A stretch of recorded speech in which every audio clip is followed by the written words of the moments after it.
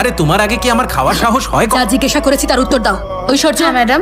মানিক রাজ কোথায়? উনি বলে গেলেন বাইরে কিছু কাজ আছে। যদি কথা বলতে হয় আমি ম্যানেজ করতে পারি। তার জন্য আমি মানিক রাজকে রেখেছি। চুপচাপ খাবার খাও। বকা শুনেই পেট ভরে গেছে। নমস্কার ম্যাডাম। কোথায় আছো তুমি? জমিতে অনেকদিন জল দেওয়া হয় না তো, এসব কাজ পরেও করা যাবে। এক্ষুনি এখানে এসো। সময় মতো জল না দিলে মাটি শুকিয়ে যাবে, আর যদি জমি একবার কষে যায় চাষবাস করা যাবে না ম্যাডাম। দয়া করে সব দিক ভেবে দেখুন ম্যাডাম। কনফারেন্সেই কথা বলে নিন না, একটু লাইনটা ধরুন ম্যাডাম। অনু, মানিকরাজবাবু ফোন করেছেন, ধরো না। হ্যালো। বড় ম্যাডাম, আপনার সময় শুরু হলো এখন। মানিক রাজ, ভোরবেলা উঠে এসব খাবার বানানোর তোমার কি দরকার ছিল? বাড়িতে কি রান্নার কোনো লোক নেই নাকি? মানিক রাজ, আজ ওনাদের ওয়েডিং অ্যানিভার্সারি, তাই ওনাদের পছন্দের খাবার বানিয়েছি। মানিক রাজ, তুমি তো ননভেজ কিছুই রান্না করতে পারো না। আমি কিছু স্পেশাল রান্না করেছি, একবার খেয়ে দেখো। টেস্ট তো ভালো হয়েছে, তবে মশলা একটু বেশি হয়েছে। ঝাল অনেকটা কমে যাবে। মানিক রাজ, সব ঠিক আছে তো? বেশ তো বেরোচ্ছিল, মাঝপথে আটকে গেল। মানিক রাজ, জল খেয়ে নাও, ঠিক হয়ে যাবে। বাড়িতে এতগুলো লোক রয়েছে, কেউ একটু খেয়ে দেখতে পারোনি? বাবা, ওদের কোনো দোষ নেই, আমি বেশি ঝাল দিয়ে ফেলেছি।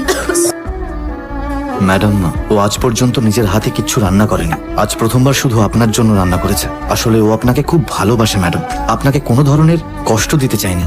আপনি যদি ওর সঙ্গে একটু কথা বলেন, ওর খুব ভালো লাগবে, প্লিজ। শোনো, কাল আমাদের মন্দিরে গোমাতার পুজো দিতে যেতে হবে, সব দেখে নিও।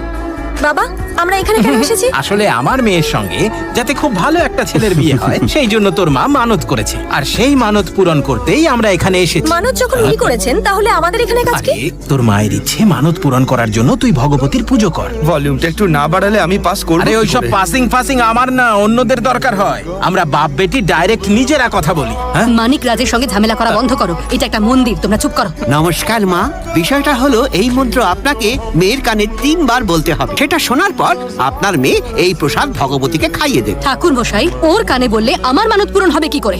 রাজি হয়ে যান ম্যাডাম, ঠাকুর মশাই যখন বলছেন তখন হয়তো আপনার মানত পূরণ হয়ে যাবে, আর অনুও ভালো একটা বর পেয়ে যাবে। ঠাকুর মশাই, এই পুজো করার আর অন্য কি কোনো উপায় নেই? উপায় তো এটাই, এর বাইরে অন্য কিছু করতে গেলে। মানিক রাজ, হ্যাঁ ম্যাডাম, ইনি তো দেখছি ভগবানকেও ছাড় দেন না। এই মন্ত্র আমি কেন আমার বাপ ঠাকুর এলেও বলতে সে পারবেন না। তো জানা কথাই। আতা কাছে তোতা পাখি বলতে গেলেও এখনো আমার জিভটা কেমন যেন জড়িয়ে যায়। আপনার এই মন্ত্র যদি আমি ভুল পড়ে ফেলি, তাহলে ফলও উল্টো হতে পারে ম্যাডাম।